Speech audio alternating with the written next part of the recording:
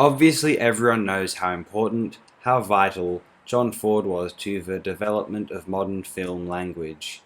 His articulate motion pictures gifted Orson Welles the confidence to direct Citizen Kane. Ford truly had a remarkable intuition into film composition.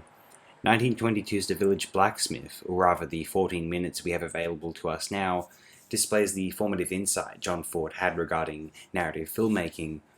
Much praise must go toward its cinematography, credited to one George Schneiderman. The brief glimpses existing of this film's photography are spectacular manifestations of dynamic American silent drama. Much of what is depicted in this short time is a wheelchair-bound man dragging himself across the land during one particularly stormy night in order to arrive at the house of a man who has wronged him. He slams at their door, crawls into their living room, and is eventually beaten by this man's father with a cane. Later, this same father attempts to weasel his way out of an accusatory gathered body, in a church no less, by blaming the aforementioned son for the entirety of the crime in question.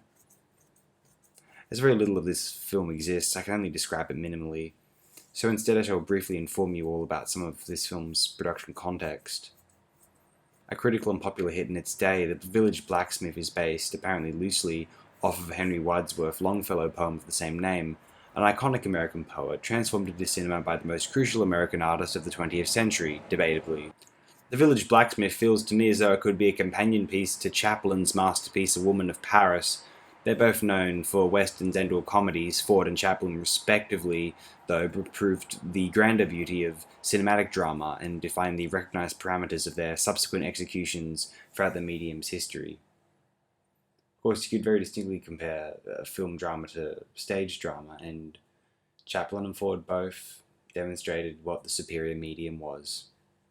It is a phenomenal shame that we do not have The Village Blacksmith available to us today, as I'm sure it would be a fundamental piece of the John Ford puzzle. I mean, it clearly is. This is the picture with which John Ford arguably can first solidify a striking, holistic, technically adventurous, classic feature. In its brief prevailing runtime, it demonstrates a sophisticated and effective utilization of space, lighting, framing, blocking, and editing. You can view this film for yourselves, the same means I did, via YouTube. I shall link it in the description for your viewing pleasure. The Village Blacksmith believes in its narrative highs and emphasizes them with cinema supremacy in mind, or at least that is certainly how it comes across to me, how it seems to manifest. Downstream from Griffith, John Ford decides to take a turn at composing a great American drama, and I assume that he thoroughly succeeded even here at this early stage of his career. A remarkable artifact, a blessing any of it is available at all, really. John Ford was truly one of the basic building blocks of everything we recognize today as traditionally cinematic. Thank you all, have a great day, night, wherever you are.